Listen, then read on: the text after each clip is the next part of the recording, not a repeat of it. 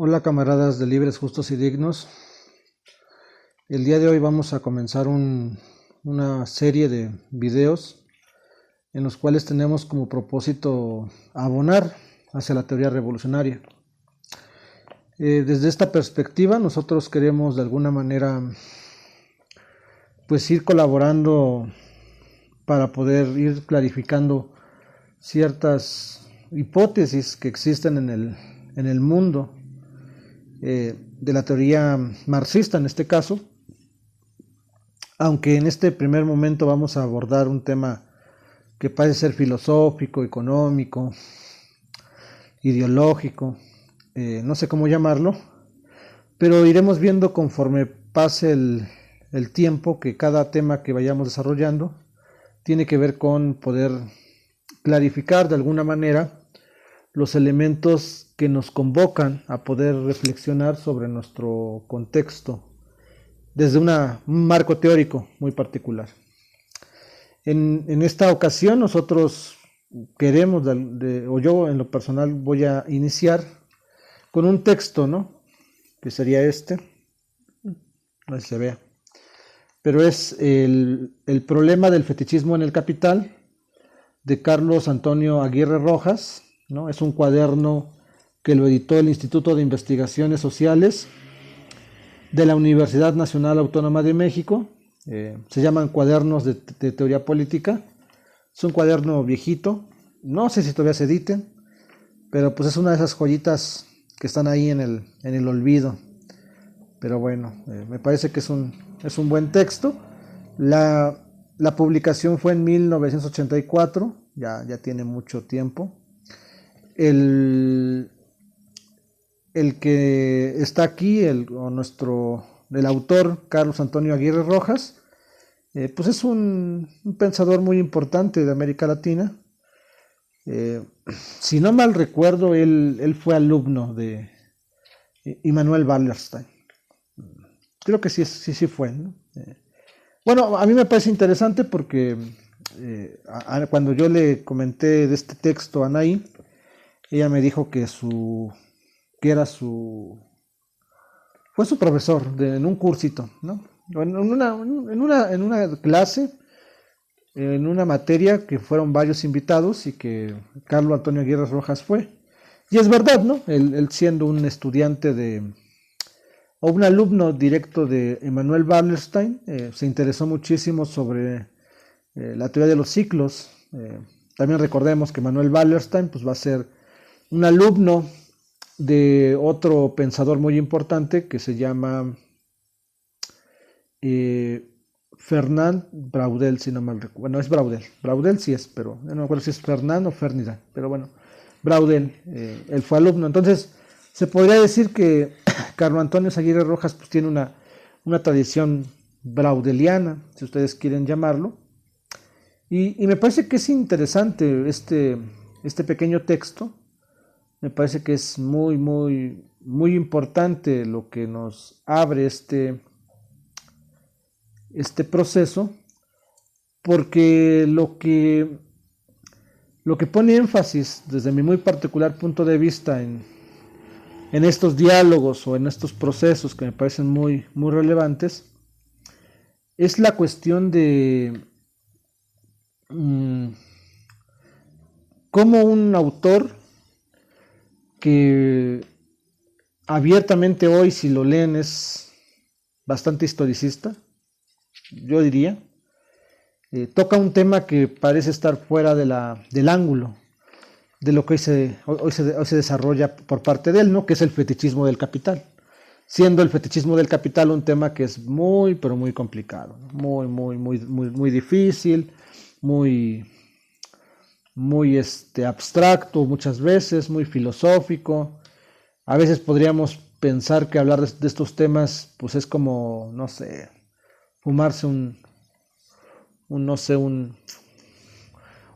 porrito, vamos a llamarlo así, a ver si no nos tumban el chingado el video por andar diciendo estas cosas, ¿no? Pero bueno, ¿no? O sea, es como elevarse, vamos a llamarlo así. Y es interesante, ¿no? Es interesante saber cómo es que un personaje como este empieza, ¿no? O tiene un texto de esta naturaleza, cuando otra vez, ¿no? O sea, regularmente su trabajo trata un poco más sobre la aplicación de los ciclos, tanto de Braudel como de Wallerstein. Es un poco más de historicismo, de alguna manera. Aunque también Wallerstein tiene algunos textos, me parece, muy interesantes. También el mismo Braudel, pero no va por ahí, ¿no? O sea, es muy relevante este cuaderno por eso. Bueno, si se conoce a Carlos Antonio Aguirre, ¿no? Si no se conoce a Carlos Antonio Aguirre, pues bueno, pues a lo mejor parecería que es muy interesante lo que se plantea. Pero bueno, aún así es mucho más interesante por ese tipo de cosas. Al inicio del texto hay bueno, ya pasando con el texto, ya un poco dejando de lado este tipo de cosas que son un poco más del ideario, ¿no? Pasando un poquito más al texto, comienza de alguna manera el autor con una cita de Goethe, ¿no? Las afinidades selectivas. Y la cita dice más o menos, bueno, dice esto, ¿no? Basta con decir lo verdadero de una manera extraña, para que también lo extraño acabe por aparecer verdadero, ¿no? Me parece que es esa parte, ¿no? De las sutilezas, del engaño, de lo que significa un fetichismo, ¿no? Un fetichismo tiene esta característica de oscurecer la verdad, ¿no? Y no solamente de oscurecerla, ¿no? Sino que ser un poco más compleja. Después Marx, Carlos Antonio en la página siguiente hace un análisis, hace una extracción de una parte de un discurso pronunciado en la fiesta de aniversario de People's Paper, y es una cita bonita, ¿no? Me parece, porque al inicio dice, no hallamos en presencia de un gran hecho característico del siglo XIX que ningún partido se atrevería a negar. Por un lado, han despertado a la vida unas fuerzas industriales y científicas de cuya existencia no hubiese podido sospechar siquiera ninguna de las épocas históricas precedentes. Por otro lado, existen unos síntomas de decadencia que superan en mucho los horrores que registran la historia de los últimos tiempos del Imperio Romano. Entonces, esta idea siempre de Marx por atreverse a cuestionar el tema dialéctico de la época, ¿no? Entonces, me parece que es muy interesante esta cita que abre un poco la discusión sobre lo que se llama el fetichismo del capital. Entonces, aquí dejaré mi texto, el texto de Antonio Aguirre Rojas, y quisiera reflexionar sobre algunas ideas que están en la primera parte. No vamos a abordar todo el libro en un solo programa, le podríamos llamar. Es casi un suicidio para nosotros, ¿no? Nos llevaríamos 3 horas y si me apuran, igual hasta 4.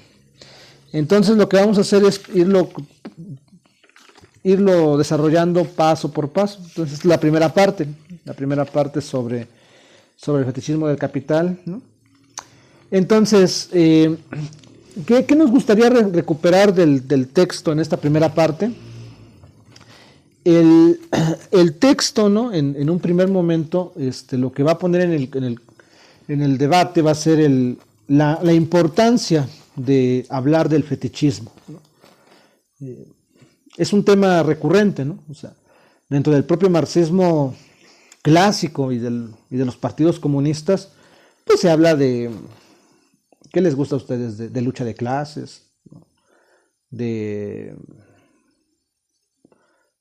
Pues bueno, ¿no? De la conquista del poder político, de la revolución socialista, de la estrategia, de la táctica, pero nunca se habla del fetichismo, principalmente ellos. Luego en la academia, pues les gusta hablar de los ciclos históricos, de la bolsa de valores, de las industrias, del plusvalor, de la ganancia, de los precios, de la renta del suelo, del capital ficticio, pero nunca hablan sobre el fetichismo. Entonces este libro nos convoca a reflexionar el papel que tiene el fetichismo dentro del capital, principalmente. También comenta de alguna manera que el tema del fetichismo hasta 1982-83 no ha sido desarrollado por los economistas mexicanos o los marxistas mexicanos. Gran parte de lo que existe sobre la literatura de este tema pues está en otros idiomas o es del extranjero. Entonces más o menos Aguirre y Bolívar Echeverría serían de los dos expositores más importantes del tema. Después va a venir, por supuesto, Enrique Dussel, ¿no? Enrique Dussel lo va a hablar ahí en el 91, ¿no? Que es 4 o 6 años después de que se escriba este texto. Va a entrar Enrique Dussel con sus famosas las metáforas teológicas de Marx, que son más o menos del 91, la primera edición, ya la segunda edición es del 2017. Pero justamente cuando cae el muro de Berlín, ¿no? Cuando cae el muro de Berlín, aparece este texto de las metáforas teológicas y él va a ser como el otro que va a entrar al debate. Después de ellos, pues ya vienen todos los demás, ¿no? Vienen todos los demás. Ya hay por supuesto, hoy en día me parece que ya no podríamos decir lo mismo, ¿no? Después del 80, o sea, ese texto está en el 84, si no mal recuerdo, 82. Pero hoy en día, pues sobre el fetichismo se ha escrito un mar de cosas, ¿no? Muchísimos autores hoy en día ya hablan demasiado. Bueno, pero en aquel entonces no era eso, ¿no? O era Marx, o eran autores periféricos, principalmente del norte global que se le conoce. Entonces, el tema, por supuesto, de cómo escribir en ese entonces sobre el tema, cuando la revisión bibliográfica pues, está muy acotada, ¿no? O sea, sí hay en el exterior, pero tampoco hay mucho, ¿no? O sea, es muy selectiva para un tema tan importante, es muy poca. Entonces también eso lo remarca demasiado. Aquí, bueno, pues presentar, por supuesto, que cuál es la obra más importante, y aquí creo que es un reconocimiento muy loable por parte de Aguirre Rojas. Regularmente cuando uno lee, ya visto el tema desde los ríos, ¿no? que han corrido, ¿no? De ese tema, son muy pocos los que toman como punto de partida la obra más importante después de Marx que habla sobre este tema, ¿no? Si nosotros nos pusiéramos a reflexionar un poco sobre este punto, hay después de la muerte de Engels, hay dos grandes fases del pensamiento marxista, ¿no? Hay más, ¿no? Pero después de la muerte de Engels, sí hay como un parteaguas, hay como que un primer momento, que es lo que se va a conocer como las teorías del imperialismo, que iniciarían con el Congreso de 1896, con la posición de Rosa Luxemburgo sobre la cuestión polaca, hasta 1922, ¿no? con la muerte de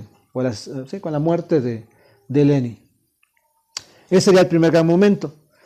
Y la segunda fase, ¿no? va a iniciar en 1923, 1924, con la aparición de uno de los textos más importantes de la época, que se va a llamar Historia y Conciencia de Clases, de Georgi Lukács.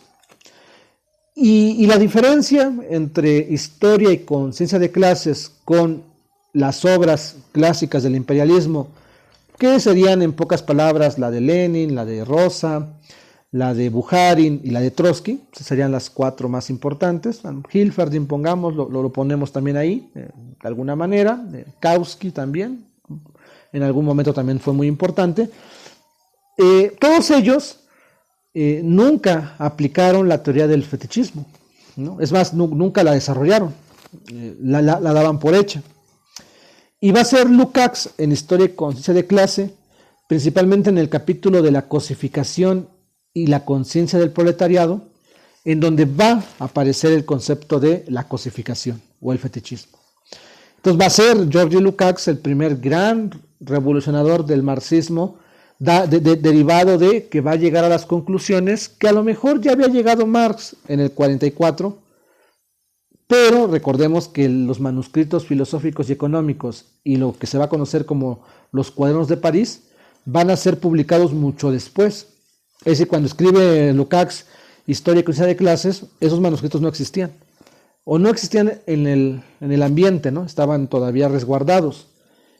Entonces lo que va a hacer Lukács es, derivado de su lectura de Marx y derivado de su lectura de Kant y de Hegel, va a poder diagramar lo que va a ser la enajenación, principalmente, la enajenación del trabajo. Entonces me parece que es muy importante, ¿no? el tema, ¿no? De cómo desde la obra de Marx Lukács logra atribuir ese punto.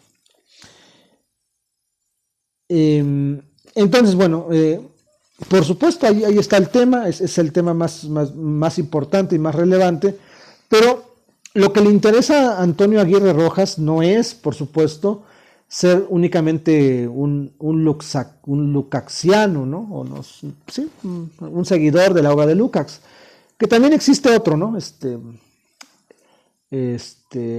¿Cómo se llama el otro? Ya se me olvidó cómo se llama el otro, el que hace marxismo y filosofía, que también habla un poco sobre este tema del fetichismo.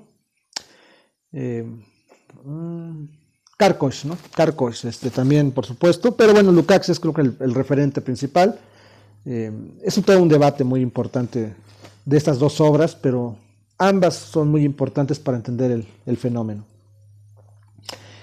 Entonces, bueno, el punto de partida de esta obra, ¿no?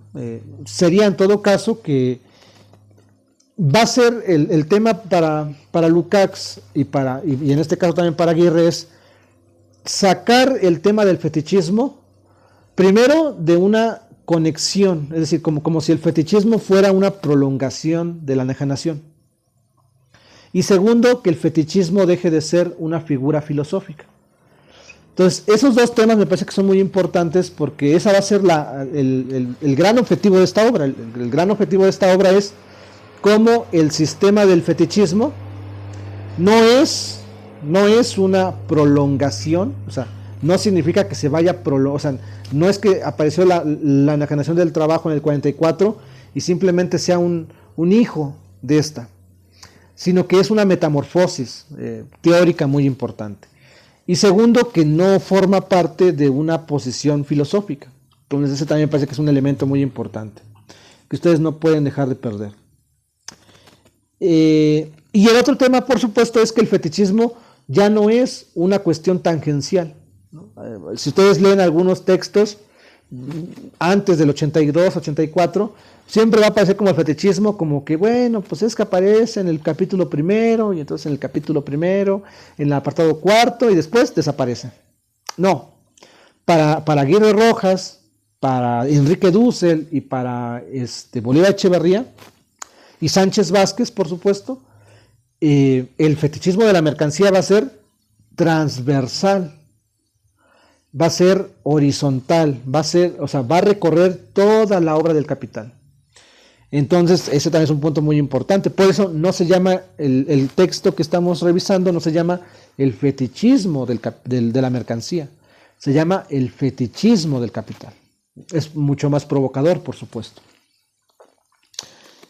Y esto, ¿no? O sea, ¿de dónde toma ese punto de partida? Bueno, pues toma como punto de partida a Bolívar Echeverría, ¿no? ¿Qué es lo que va a decir Bolívar Echeverría? Pues tres cosas. La primera va a ser que el fetichismo, el tema del fetichismo, va sobre toda la obra del Capital, desde el tomo primero hasta el tomo tercero, que es un tema que recurre y va sobre esa línea, ¿no? O sea, que no la deja, ¿no? Que no se separa de esa línea importante. Eso me parece que también es muy relevante para nosotros, ¿no? O sea, dejar claro que ahí está. Segundo, que tenemos que utilizar el capital como punto de partida. Eso ayuda muchísimo, ¿no? Porque algunos otros podrían decir otras cosas, pero no, o sea, el punto de partida sería el capital sin lugar a dudas, para poder generar este proceso, ¿no? Entonces, lo que va a hacer aquí Antonio Aguirre, pues es poner como punto de partida ese punto. Entonces, son dos elementos, ¿no? O sea, para en este libro lo que vamos a encontrar es una reflexión desde la obra máxima de Marx, El Capital, o la crítica de la economía política, y en el otro momento, pues lo importante va a ser que recorra, es decir, que la lectura sea todo el Capital leído desde el fetichismo. Es pues provocador, me parece que sí es provocador. Es interesante, me parece que es interesante. Y me parece que para el movimiento noroñista se vuelve en una herramienta muy importante. Entonces, pues yo cerraría con esto hasta aquí. Va a ser, este tema lo vamos a desglosar en muchos temas, ¿no? O sea, en muchas partes, no puede ser solamente una. ¿Por qué? Pues, o sea, pues nos vamos a ir rápido, ¿no? Yo creo que van a ser más o menos, pues aquí estoy viendo que van a ser más o menos unas 6, 7, 8. Pero bueno, no importa, van a ver que cada tema y que cada punto son muy, muy, muy importantes. Pero bueno, lo importante es que revisemos poco a poco estos temas del fetichismo y que no los banalicemos. Por lo demás, pues nos despedimos, esperando que esta primera fase de estos programas que queremos compartirles, pues sea de su agrado y que vayan ustedes, y que vayamos comprendiendo cualquier cosa, cualquier duda, cualquier comentario, cualquier elemento que quieran comentarnos. Bueno, pues estamos ahí en los comentarios, ahí estaremos revisándolos y por supuesto en nuestras redes sociales, hay también cualquier cosita. Sin más, pues bueno, me despido. Muchísimas gracias, camaradas. Y como diría ahí un gran revolucionario, hasta la victoria siempre.